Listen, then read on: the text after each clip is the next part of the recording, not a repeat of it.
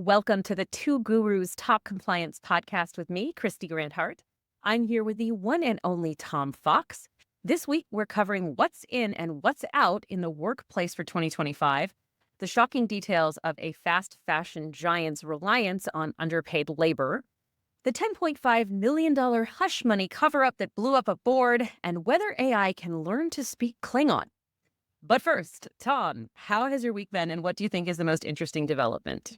Well, the most interesting development for me was for the sixth time in my life in the state of Texas where I live, it snowed. So, so I saw 2 inches of snow yesterday. Texas has been kind of hammered with weather in the last few years, hasn't it? Uh, What do I know? so, I'm in the fire zone. Right. Not safe anywhere around here, is it? but there's just things that climate change, Yeah, it's. just climate. I have no comment about that. So what's supposed to be a better climate, though, Tom? Maybe Wells Fargo Bank is a better climate to work at. Tell us about what you've seen. How about that? In a publication called Payments Com was an article about Wells Fargo quarterly financial report or announcement where the financials were not flat, a little growth, but the CEO, one John Stump, went on and on about compliance and how Wells Fargo had put compliance programs in place to help, prevent risk and risk from overtaking the company again. And I was just fascinated by this story. Number one, why wasn't the mainstream press reporting about it? Number one. Number two, you and I think you've lived through the Wells Fargo scandal in Southern California, but certainly we've lived through it in terms of talking about it in the context of corruption and compliance. And, this started in 2012, 2013, somewhere, but way back. And so it's been an incredibly long journey for Wells, and they've taken a huge public relation hit. But here we had the CEO saying, hey, we're in compliance. And so I thought that was worth noting. And if it's correct, well done, Wells. It's been a long journey, a long journey, a long journey. And I, for one, have beaten them up a lot for what they've done or not done. But job well done. Yeah, it's interesting. So we're going to talk about Wells later today as well in terms of the things that have happened to their chief risk and chief audit officer in the fallout of this. But I think it is exciting that there is this focus, even publicly facing from the CEO about compliance and risk management being part of the overall growth strategy of the company, which is a really exciting way to put it. So, but look, changing culture is hard. And banking, it is especially hard, it seems, to change it. I'd like to believe that they've turned a page, Tom. What do you think the likelihood is of it sticking? Well, I haven't gotten that far, Christy. I'm still in the celebratory mode. So maybe check back next year when we talk about Wells, and hopefully they won't have any more news scandals. But I'm just going to celebrate where they are now. Congratulations on getting through your consent order, Wells Fargo. We at Two Gurus support you and salute you. Well done. Alrighty, so I was excited about this one, Tom. We're going to start finding out what is in and what is out when it comes to workplaces in 2025. So last year we did a top trends review from the various publications, and this year's list is just as potent. So I am looking at the trends list published by a trend follower called Gensler.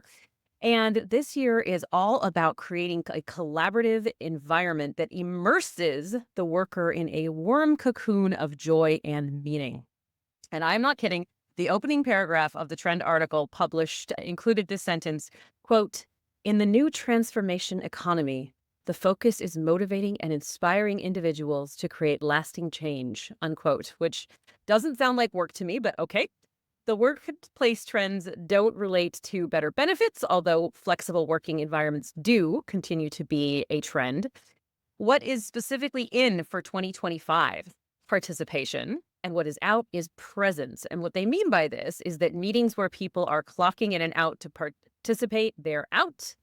This is in favor of people mindfully being present in meetings where they are engaged in sharing ideas. Also out, desks arranged by org chart and hierarchy, instead shifting to a seating arrangement created by working style, or as the article describes it, personalities. Now, perhaps worryingly, global standards are out in 2025 in favor of authentically leading with local environments. So, corporate mandates about singular styles are so last year.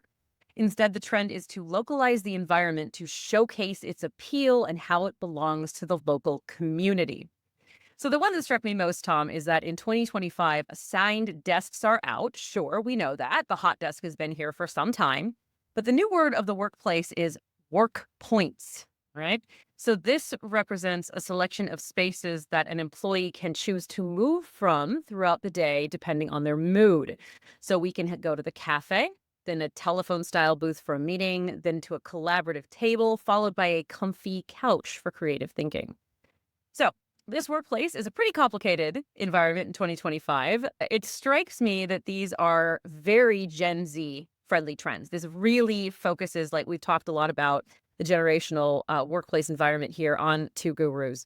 And certainly the desire to collaborate and for meaning is very much part of that generational place. I cannot imagine boomers doing real well in this kind of environment, but you never know. What do you think of these 2025 trends, Tom? Well, my first thought was the law firm that I started with no longer exists, but Gibson Dunn still does. And what do you think these trends, how far do you think they would take hold at Gibson Dunn? Because exempted from all workplace trends, it's not a thing that happens there. So desks arranged by working style. Does that mean the cool kids sit together? Oh, that could be a problem, right? The marketing friends, the fun people ignoring the finance folks. I mean, discrimination? Well, that doesn't exist anymore. Remember, Donald Trump has outlawed discrimination. So, The EEOC might disagree at this point still. well, that's only because they exist today. Yeah. So the cool kids are going to sit together. Can't wait to see that. I talked to my boss and he said, forget it. Just forget it. Get back down, get in your little hamster cage, start turning the wheel and get going. Well, Now it'll be try. interesting to see how many companies embrace this approach. But yeah, if it sounds to me very much tech companies in like the the early 2000s and the with the foosball and the collaborative environments and the cafes with the food for dinner and all that. It'll be interesting to see how widely these trends take hold. But that's what they are. There we are. Shall we turn to a much worse working environment? Yeah, this really got me thinking. And it's a story from the BBC about a major apparel store in the United Kingdom, Shine, who has goods imported from overseas. And they don't use slave labor but they have workers working 75-hour weeks. Now, I don't know how much they're being paid, if it's $1 an hour, 75 cents an hour, something more. But it really got me thinking, Kristy, and I know you talk a lot about modern slavery, human trafficking, and it made me really think, do we need to take this another level? Because if they're working 75-hour weeks at 75 cents an hour, I don't care if they're in the Philippines or the China or, wherever, that is abuse. And that's something that should not be tolerated. And I almost feel like, this bothered me so much. I almost thought about maybe getting you and Gwen Hassan and maybe one other person to, let's hash this out on a pod, because should a company be named and shamed as Shine was over this? And I think the answer is yes. I remember years ago, 2012, 2013, something like that. My wife and I were in San Diego and we stumbled across, they have a little mini garment district. And we stumbled across a store that, blue jeans for $20. And at the time, I didn't know what that meant. I'm like, God, this is great. Well, I know what that means now. And somebody's being abused. And I think this is just as bad an abuse as modern slavery and human trafficking and forced labor, even though they're getting paid. And, maybe they're there voluntarily, but we both grew up in U.S. history classes, literally in high school, with stories of the mills in New England and the Northeast, where people would routinely work 80, 100-hour weeks. And, the whole 1 century debate to get us to a 40-hour work week. And I just found this atrocious and something that companies should be called out for. And you used the phrase obviously disgraceful, and hearten that and maybe even double down on it. This needs to be broadcast.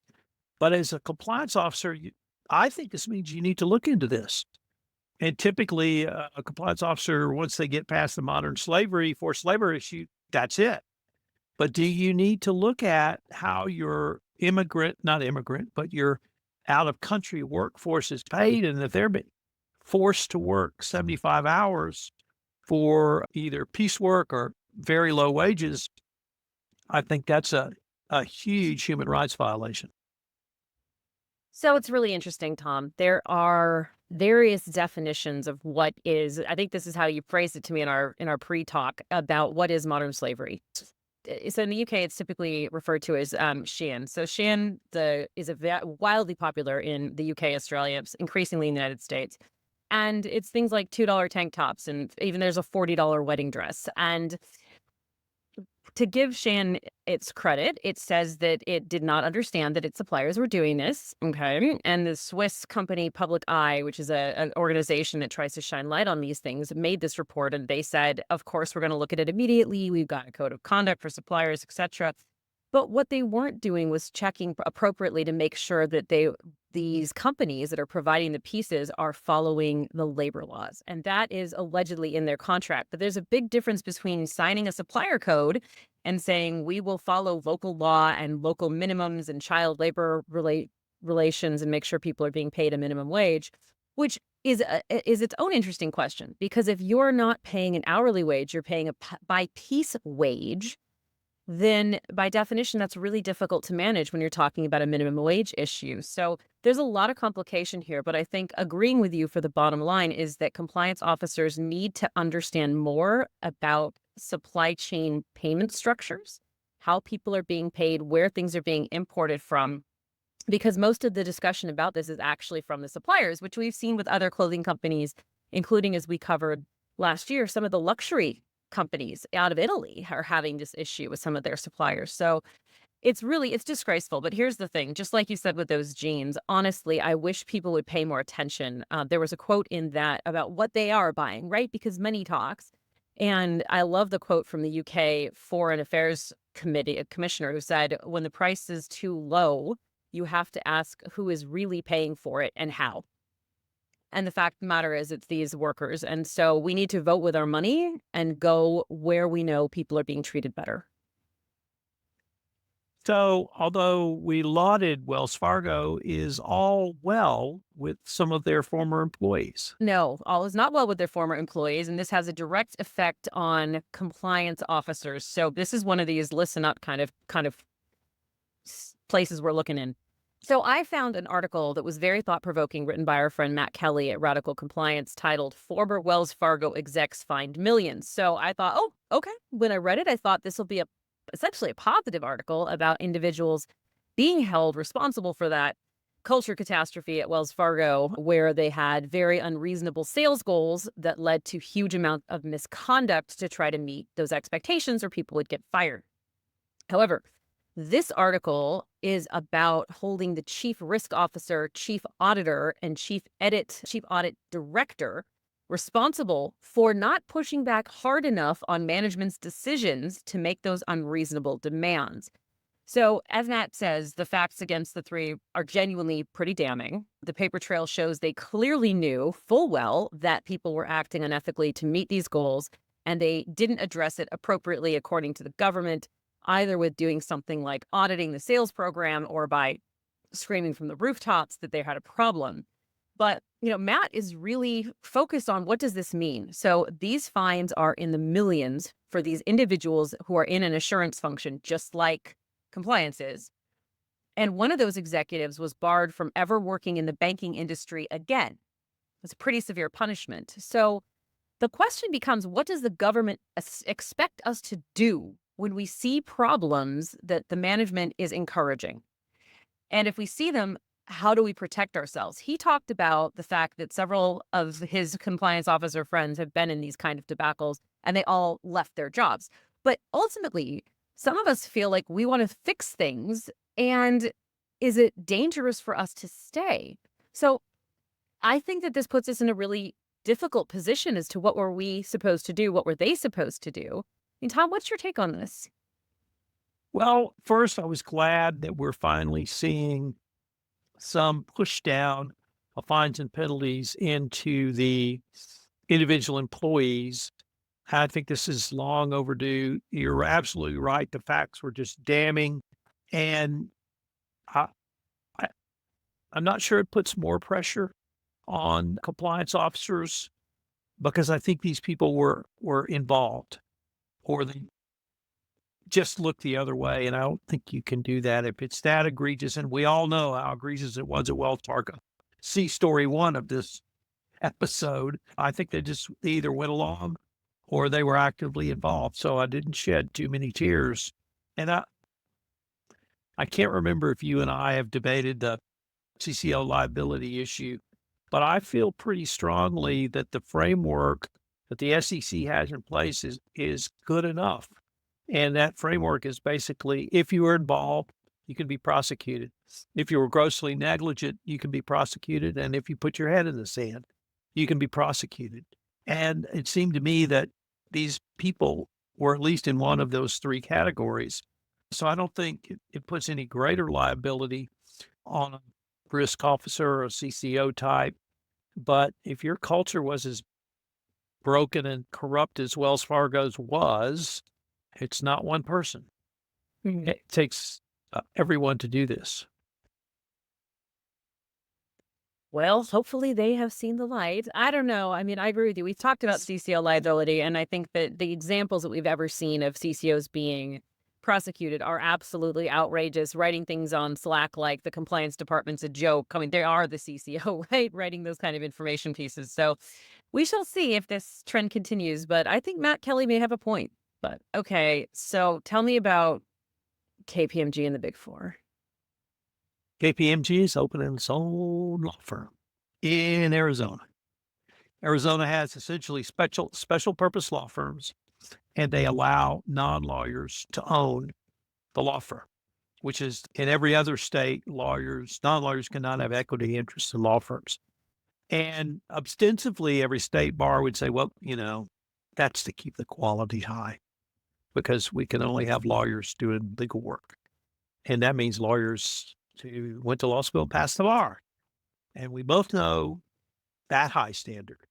And so I used to be dead set against this until my friend Jonathan Armstrong did this. And he, with others, formed a firm called Quarterly Compliance. It was owned by LexisNexis. And what he was able to do and what KPMG will be able to do is bring cheaper legal services. Now, KPMG is not going to be opening up a little office at 7-Eleven saying, walk in and get your will for $35. I'm sure they're going to have white shoe clients, and I'm sure the firm will be a high quality firm. But the reality is the legal model, the law firm compensation model is broken and has been broken for a long time. And whereas your client may be willing to pay $1,500 or $2,000 an hour for the top FCPA expert in America, they don't get that. They get a senior partner, senior associate, junior associate, billing clerk, legal secretary, administrative assistant, and probably a librarian for every hour. So your $1,500, $2,000 is now $3,000, $4,000, $5,000 to get a question answered. And that model is just broken. Clients are sick of that kind of point one. Point two is, I haven't followed AI innovation in law firms as closely as I have followed in compliance, but lawyers in private practice may be fairly outgoing and fairly non-conservative compared to their in-house brethren. But when it comes to law firms are the most stodgy, conservative, we're not doing anything new business model there's ever been. And you can read that in Dickens, in Bleak House, because it's the same model.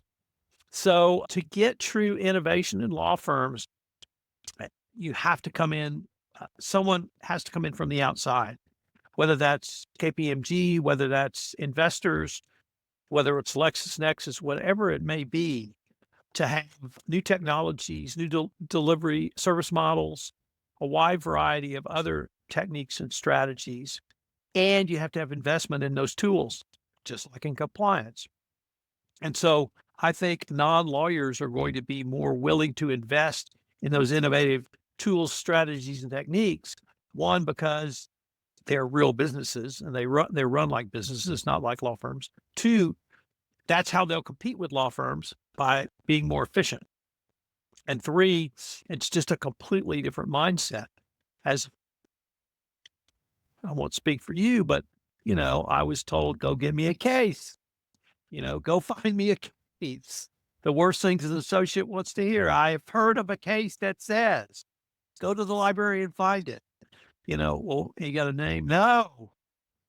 You have an issue? No, but I know it says this. So, that whole model, I think, is broken. And Arizona has specifically allowed this. So they've made the decision at the state level. But here's the part that I find very interesting, Kristy, is this KPMG firm can do business outside Arizona. Now, I worked at Halliburton, and there was a big ongoing debate internally at the ABA of, could a corporate lawyer licensed to practice law in Texas do a contract in Ohio? And that was actually a real debate. And fortunately, they came to the sensible position that if you have a license and you're licensed to practice in the domicile that you are practicing, you could do corporate legal work. But for this is a little bit different. This is a KPMG and a business model that's only allowed in Arizona. And if they do legal business in California, Texas, you name the state, is that the illegal practice of law in those states? And I just pick you because you're sitting across me on this monitor. If you were in Arizona at KPMG and you and I did a contract together for our respective clients, are you practicing law in Texas if you're sitting in Arizona negotiating with me? And I don't know the answer to that question, but I see that as at least an open question. So I have come down on the side that non-lawyer can own and invest in law firms. I think only lawyers should practice law, but I'm not offended by having a non-lawyer owner. And I think it's going to be the first of the wave. Okay. Lovely. You don't feel that way. I don't know. Okay. So this article, yes, and Cordery, we love you, Jonathan Armstrong. And I do think that is a very interesting way to get capital to start a law firm that's more creative, right? But so the article stated that, this already exists in other countries. So the number one thing is this already happens. Fun fact, I was once recruited to join PwC's London-based law firm when I lived there. And I was very confused when they called me and said, we want you to join PwC's law firm. I went, what? They have a law firm? Yes, they did. Or do, I suppose. So look, I appreciate the desire of Arizona to provide these alternatives. Certainly the author, the Reuters article you chose, was really concerned that essentially these places won't be bound by the high ethical standards that actual lawyers have. So maybe the author was misunderstanding it, but I mean, I don't know. We've seen so many serious ethical violations from the Big Four. We've covered them on this podcast. I mean, I don't know. I don't know if this is a good idea. I don't think we can stop it. So we'll find out. It actually goes well. Stay tuned again to us here at Two Gurus. Okay. Are you going to tell us about wrestling and compliance? I mean, this one is amazing. I don't think we've covered it. I'm not going to go into as many details as I would like to, because honestly, this is fantastic. Matt Kelly once again providing us with a great article on his radical compliance blog. This one is dedicated to the famous CEO of the World Wrestling Entertainment, better known as the WWE, who is Vince McMahon. So Mr. McMahon was the all-powerful CEO and chairman of the WWE, which has been going for more than 40 years when it was founded in the 80s when he was CEO and chairman and continued to be for a really, really, really long time. When you have an almighty at the head of a company, it can be problematic. So in this case, he entered into 2 hush money settlements for sexual assault and inappropriate romantic relationships that went wrong with employees and a company contractor. So those payments totaled $10.5 million, but it's a little bit of a problem because he didn't so much disclose them to the organization, which he was required to do, especially since these were with employees for, sexual assault. When the payments came to light, they did an investigation internally. They found out that he had $14.6 million in unrecorded expenses that should have gone on the WWE's books, which led the company to overstating its net income by 8%, following the requirement to restate the financials. So the point of Matt's article is to say that the company had all the right policies in place, including a requirement for annual conflicts of interest disclosures. But if there is, in fact, a king in charge, as opposed to an actual CEO and a separation of the chairperson and all the rest of it, corporate governance means little to nothing. So, Tom, I think you followed this in more detail because it's just a fascinating, ridiculous story. What stood out to you most in this? What stood out to me the most was Vince McMahon saying, this is just an accounting issue. Just leave me alone. Yeah, I paid a few million. No big deal. Get away from me. And he ran his fiefdom. I don't even know how to say that he ran it. And it's about as bad as it gets. And wow. Wow, indeed. Yes, the end of Matt Kelly's article was after Mr. McMahon said, yeah, we've cleared this up. Thank God it's behind us. And I'm going to just keep going forward. And Matt responded with, I don't think he gets it.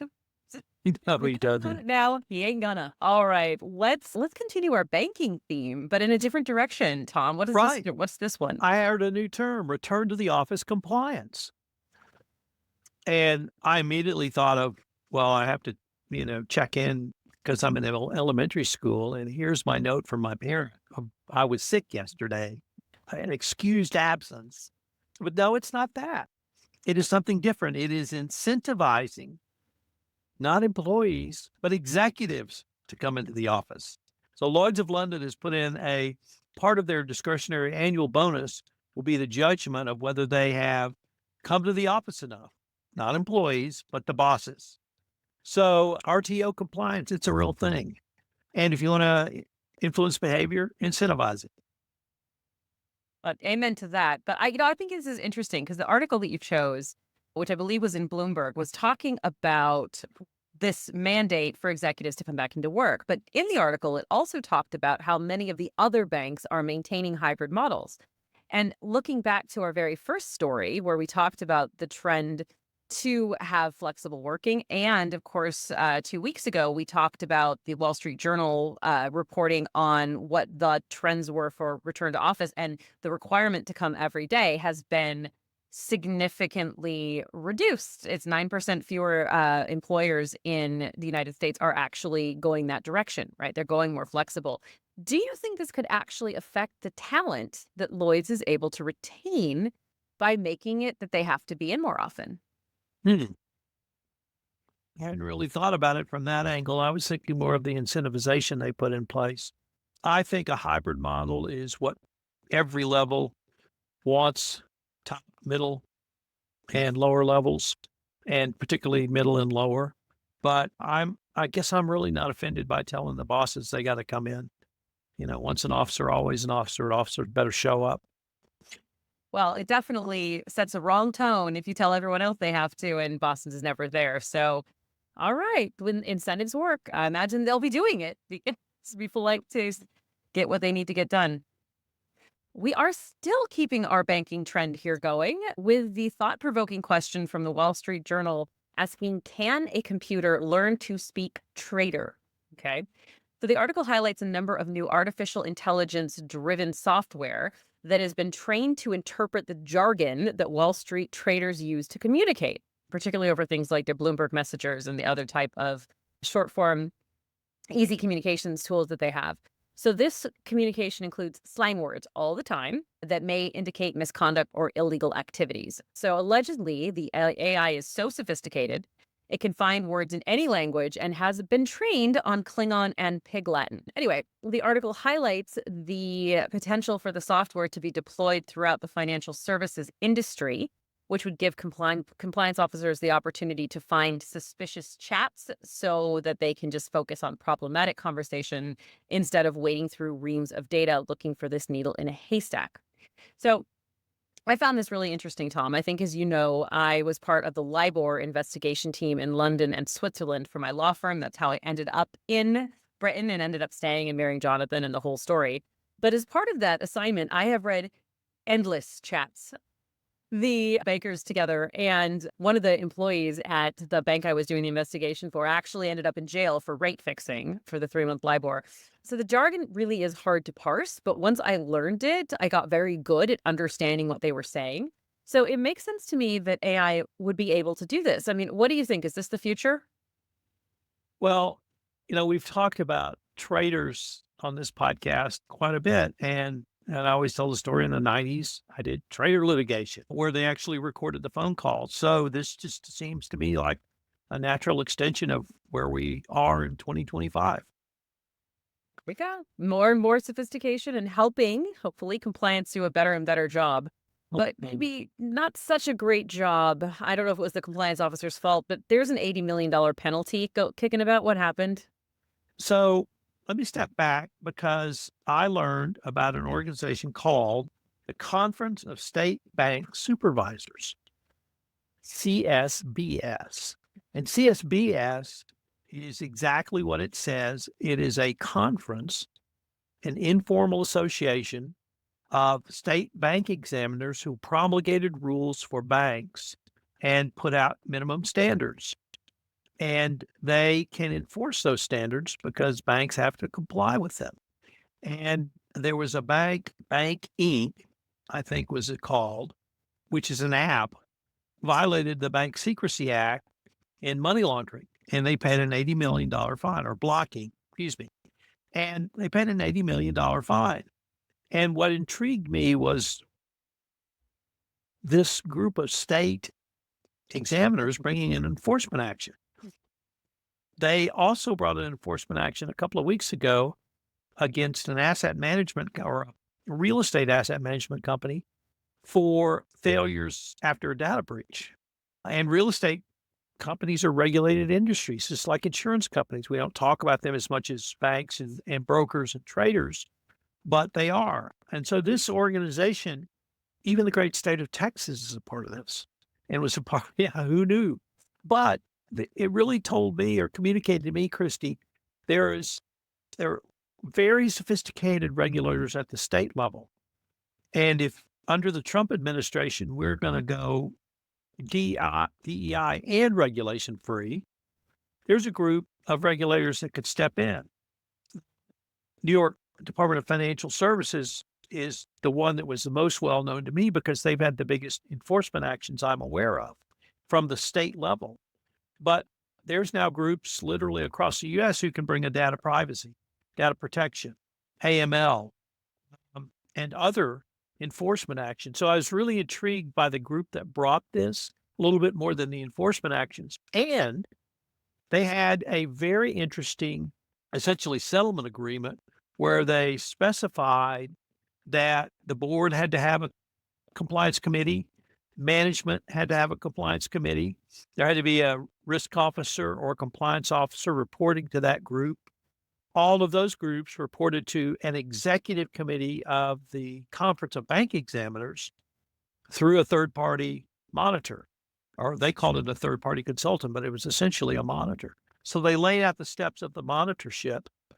And just to show you my complete trial lawyer procedural geekness, they even had a provision that if there was a violation of the settlement agreement, any state examiner could bring an action in their state. So that means venue existed through every state that settled, and only a procedure. I taught procedure for a while. So I'm a complete procedure geek. So I thought it was really a lot in here, and we may start seeing more of these. But you had a really interesting point, and I hadn't even thought about it till you raised it. I make numerous payments, not numerous, but half a dozen business payments through Zelle, which is a cash app. But you have significant experience with this in your business. You want to tell us about that and how that all relates to compliance? Yeah. Well, so the app in question that was being reviewed by 48 states. So I'm just going to divert in that too. That's amazing because the state attorneys general are basically, suing together the government and doing all kinds of things in a kind of red blue way.